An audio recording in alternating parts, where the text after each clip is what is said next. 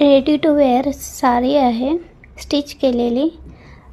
त्याच्या प्लेट्स बघा एकदम खुल्या स्टिच केलेले आहे. बॅक साइड एकदम फिनिशिंग मध्ये आहे आणि हा असं फक्त पॅन्ट सारखं घालायचं आहे. ते याला झिप लावलेली, नाडी टाकलेली आहे मी, कारण हुक टाकल्यानंतर हुक लावली की ते खाली घसरून जातं, त्यामुळे नाडी कशी मजबूत असतं.